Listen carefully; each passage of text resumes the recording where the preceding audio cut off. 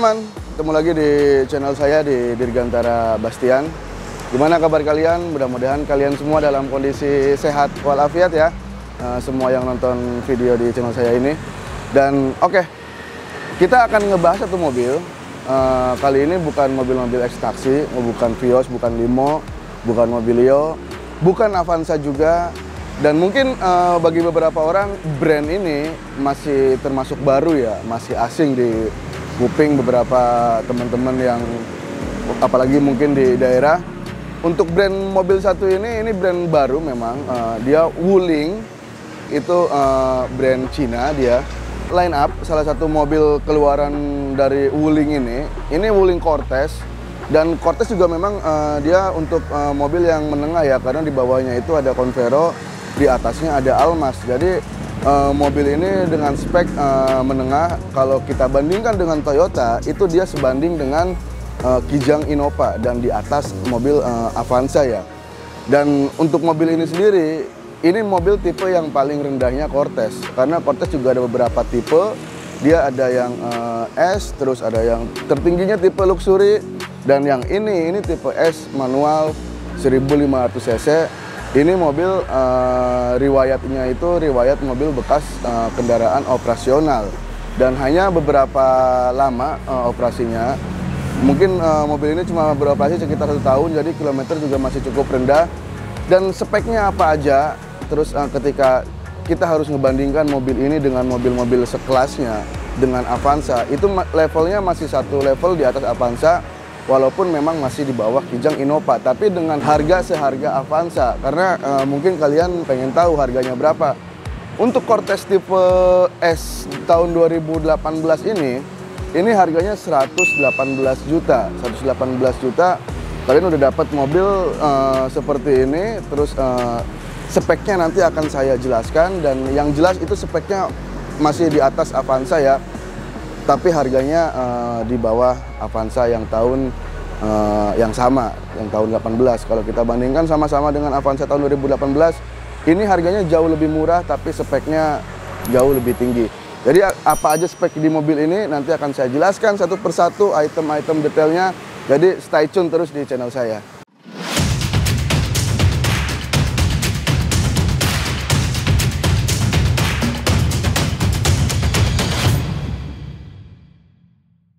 Oke, pertama untuk dari ukuran kendaraannya sendiri, ini lebarnya lumayan lebar ya. Lebarnya itu 1,8 meter, hampir 2 meter, dan untuk panjang itu 4,7 meter, hampir 5 meter panjang mobil ini. Jadi untuk di dalam itu memang cukup luas ya.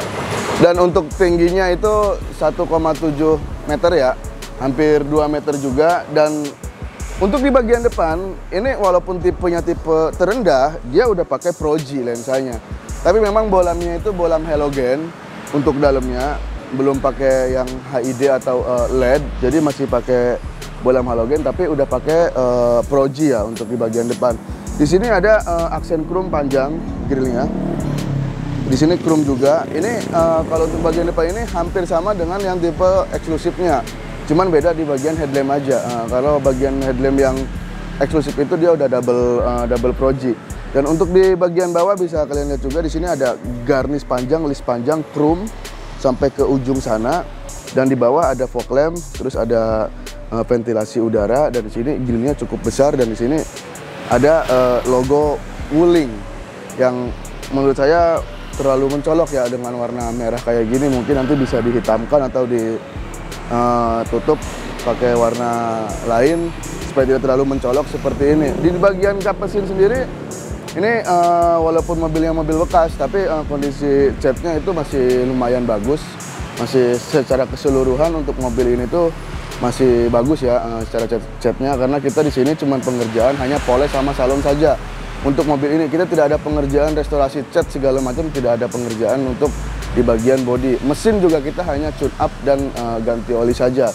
Dan detail-detail lain di bagian mobil ini bisa kalian lihat. Untuk di bagian samping ini peleknya pakai pelek ukuran ring 16. Ini yang single tone karena ini tipe yang rendahnya. Jadi single tone hanya warna silver, beda dengan yang luxury dia udah two tone ya, 2 warna. Dan untuk di spion ini udah mirror tapi belum retract. di bagian spionnya.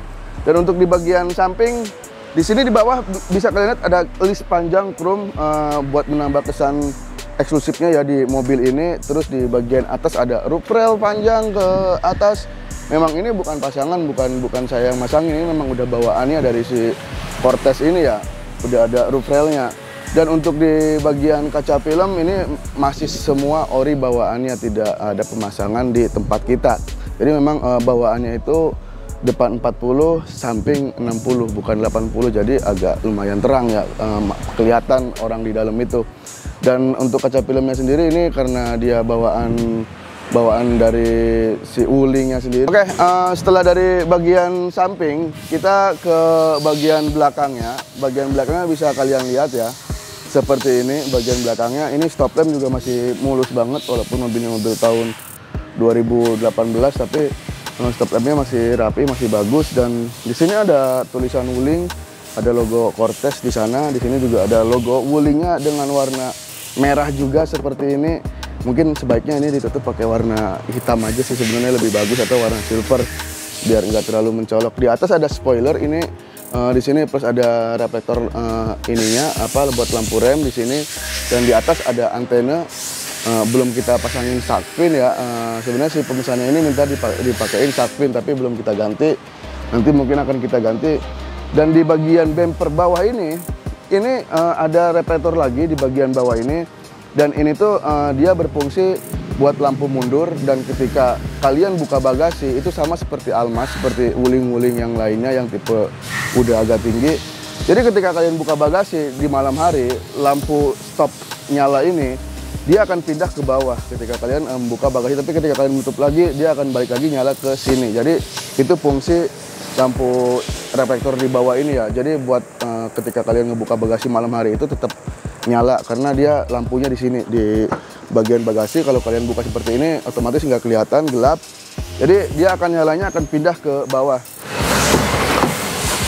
Ya, sekarang kita masuk ke bagian interior, dan menurut saya ini bagian yang menurut saya yang paling wow-nya itu di bagian interiornya. Karena untuk bagian interior itu dia mempunyai kabin yang lega, terus fitur ya lumayan banyak ya, walaupun untuk tipe yang paling rendah, tapi dia fiturnya itu lumayan banyak. Apalagi untuk tipe yang di atasnya itu fiturnya itu pasti berjibun banget, pasti banyak banget. Dan kita akan bahas satu persatu. Pertama dari mulai dashboard. Di sini dashboardnya itu lebar, panjang, ke sana nyambung, terus dengan warna coklat ya. Terus dia ada 3 layer, 3 lapis, atas, tengah, sama bawah untuk dashboardnya. Di sini di kisi-kisi AC ada apa namanya, ada detail warna silver, bisa kalian lihat warna silver juga.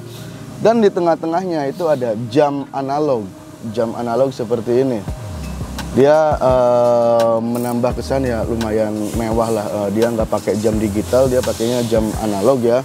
Dan di bawahnya ada tombol knob AC. Ini belum digital karena ini tipe terendah, jadi masih pakai putaran seperti ini. Tapi untuk yang tipe eksklusifnya dia udah pakai yang digital. Tapi kita tidak ngebahas tipe eksklusif, kita hanya ngebahas yang tipe S ini ya, yang harganya 118 juta ini. Apa sih yang kalian dapetin dengan mobil brand baru Wuling dengan harga 118 juta? Dan menurut saya kemarin juga memakai mobil ini lumayan lama, hampir ada sekitar 3-4 hari saya pakai mobil ini. Ini mobil masih enak, nyaman, kaki enak, terus mesin juga enak, halus, suara mesin itu tidak masuk ke dalam kabin. Jadi menurut saya mobil ini memang bagus ya, memang walaupun brand baru tapi dia tidak mengecewakan lah. Karena saya sendiri juga pemakai Wuling juga, tapi saya pakai yang tipe Almas ya, bukan yang Convero. Dan oke, kita akan lanjut ke bagian mobilnya. Di sini ada head unitnya, bukan head unit sih. Di sini ada tape, tapi dia dipakai model floating ya. Oke, kita pertama mulai dari detail-detail yang akan saya jelaskan di bagian interior ini ya.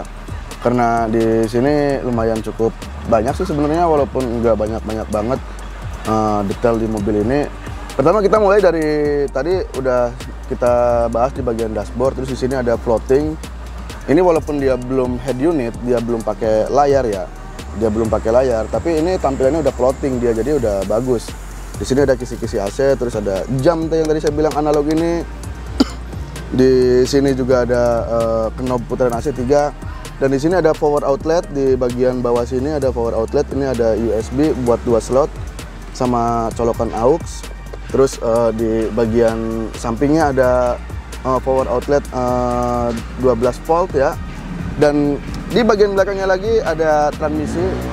Ini 6 speed ya, 6 percepatan, bukan 5 percepatan. Dan untuk gigi mundurnya dia nggak seperti Toyota yang kita geser ke belakang seperti ini, karena kalau kita geser ke belakang seperti ini dia akan masuk ke gigi 6.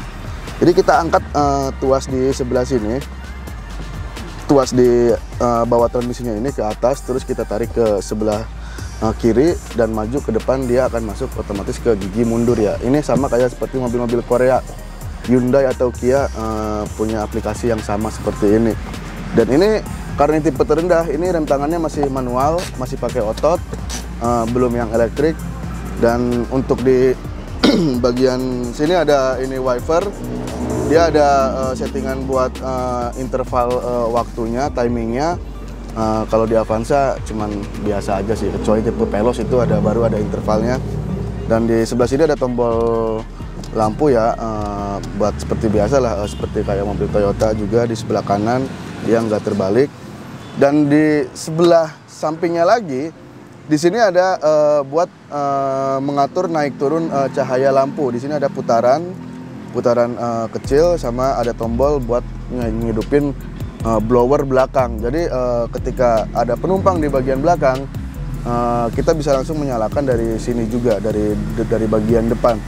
Di bagian instrumen clusternya sendiri ini masih pakai analog ya, buat RPM sama speedometernya sama kilometernya, tapi di tengahnya ada MID, ada layar. Dan di sini juga dia menampilkan banyak informasi seperti informasi mobil ini tripnya berapa, terus kilometer digital juga ada, walaupun MID-nya ini ukurannya kecil ya, sekitar 4 ini mungkin. Dia masih monokrom juga layarnya, tapi di sini juga menampilkan banyak informasi di bagian layar ini. Dan untuk di bagian power window-nya di bagian power window-nya itu udah bagus, dia udah ada aksen silvernya juga, jadi menambah tampilan mewah. Dan di sini yang sebelah kanan sudah auto, terus yang lainnya masih biasa ya. Dan ada tombol central lock juga, tombol buat kunci. Dan yang lebih enaknya, tombol buat mirrornya itu ada disatuin sama power window ini. Jadi kita lebih terjangkau, lebih enak merabanya karena lebih deket ya. Beda kalau dengan Toyota itu ada di bagian depan sini untuk beberapa mobil yang tipe terendahnya. Dan tapi kalau ini ada di bagian deket power window, jadi lebih terjangkau. Untuk ininya sendiri ini belum retract, cuman baru mirror aja.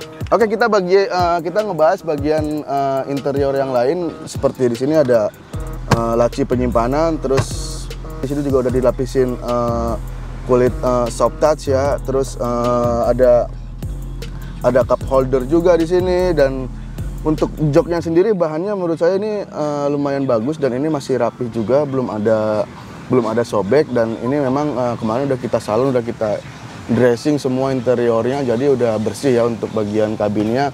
Dan untuk kabinnya sendiri saya pastiin mobil ini lega, karena dia mempunyai panjang dan lebar yang lebih panjang dari Avanza ya, yang lebih gede dari Avanza. Jadi untuk mobil ini memang lega. Nanti akan saya tunjukin seperti posisi mengemudi sendiri, ini lumayan enak ya, lumayan nyaman. Dan nanti akan kita coba duduk di bangku belakang. Setelah tadi kita dari bagian depan, sekarang kita akan masuk ke bagian belakang ya. Di sini di baris kedua ini cukup lumayan luas banget. Jadi kaki saya ruangnya ini masih panjang banget ya. Memang untuk posisi duduk ini lumayan nyaman, dan dia bisa digeser maju mundur. Terus di sini ada pengaturan AC-nya, pengaturan untuk tombol AC di bagian belakang. Dan untuk double blowernya sendiri dia tidak dipasang di tengah sini, jadi tidak mengganggu pandangan ke depan ya. Kita pelapornya dari depan itu rata, tapi double blowernya itu dia dipasangkan di belakang kepala kita, di belakang kepala penumpang. Jadi arah hembusan AC di bangku tengah ini dari belakang asalnya ya. Terus yang sebelah sana juga untuk baris ketiga menghadapnya langsung ke bagian muka. Jadi ini lumayan penempatannya lumayan bagus di bagian sini. Jadi ke belakang bisa, ke depan juga bisa dan tidak mengganggu pandangan pandangan kita ke depan terhalang sama double blower yang biasanya lumayan memakan tempat sekitar beberapa senti dari plafon ya. Untuk di bagian sini selain ada tombol knob AC yang udah digital dia buat setelan ininya, setelan kecepatan blowernya. Di sini juga ada power outlet juga USB, bisa buat ngecas HP ya, dan ada laci penyimpanan di bagian sini. Dan untuk joknya sendiri lumayan halus, bahannya nyaman. Terus dia headrestnya juga bisa adjustable seperti ini ya. Headrest ada 3 dan kita akan coba akses ke bagian belakangnya. Di sini ada satu tombol, cukup 1 kali pencet saja. Jadi udah langsung terbuka akses buat ke belakang itu. Cuma 1 kali klik, kita bisa langsung masuk ke bagian belakang seperti ini. Duduk di belakangnya ya, posisi duduk di belakangnya masih lumayan, menurut saya masih lumayan cukup luas dan dia bisa, wow, ini bisa disenderin bagian belakangnya. Tapi memang ketika bangku ini senderin, ruang bagasi itu termakan ya. Tapi untuk posisi duduk di belakangnya ini masih lumayan nyaman loh, sumpah. Masih lumayan nyaman dan memang lebih besar dari Avanza, sama Xenia. Ini mobil ini dimensinya lebih besar ukurannya dan masih nyaman. Di belakang ini kita ruang kakinya masih cukup luas. Dan oke, di sini juga ada cup holder. Di sini juga masih ada colokan USB juga untuk di bangku bagian belakang ini masih disediain juga power outlet juga USB. Dan di sini ada yang tadi saya bilang double blower untuk penumpang arah ke bangku ketiga ini, dia langsung ngadep ke bagian si penumpangnya ya. Dan ini penempatannya sangat bagus sih dari Wuling. Cuman di sini lampunya masih pakai yang halogen, belum pakai yang LED dan belum pakai yang LED ya. Oke, ruang bagasi juga udah saya jelaskan ya. Di sini dia pakai hidrolik yang lumayan besar, keker. Jadi enak ya buat ininya, lebih enteng buat tutupannya. Dan di sini juga untuk lampu plat nomor dia udah pakai yang LED. Jadi nyalanya putih. Ini bagus nih, udah pakai LED dan akan kita tutup. Nah, dia pindah ke atas, tadinya di bawah. Ketika pintu tertutup dia pindah ke atas, ketika pintu terbuka dia pindah ke bawah. Oke, sekarang kita akan bahas ke bagian mesinnya. Langsung saja kita ke bagian depan.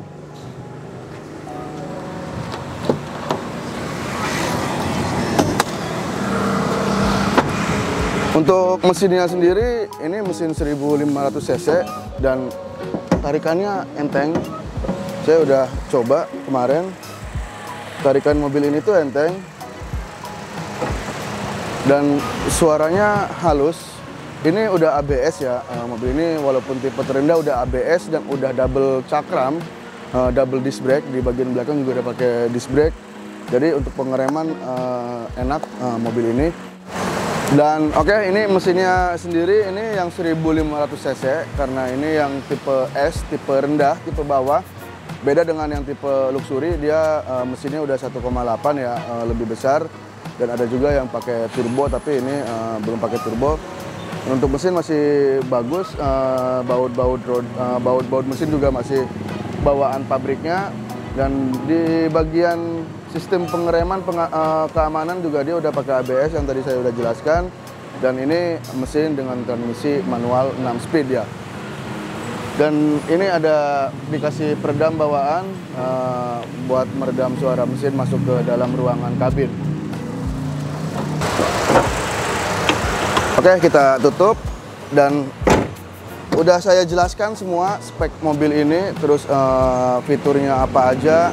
Dan untuk kalian yang tadi di awal nggak menyimak, ini mobil akan saya jelaskan kembali. Cortez, Wuling Cortez tipe S 1,5 1500 cc. Wuling Cortez 1500 cc manual. Dan untuk harganya sendiri ini 118 juta ya. Tapi dengan kondisi platnya plat luar daerah, plat Palembang, dan nanti akan bisa kita bantu urus buat pengurusan cabut berkasnya ketika kalian pengen mobil ini tapi kalian berada di wilayah yang berbeda dengan plat nomornya. Jadi bisa kita bantu urus buat pengurusannya.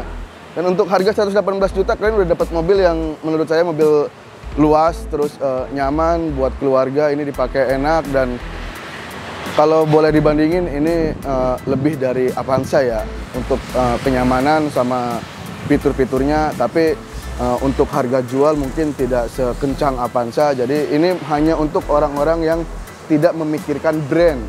Karena ketika kalian memikirkan fanatik dengan brand, harus brand ini, ya kalian tetap akan terpacu dengan branding si merek itu.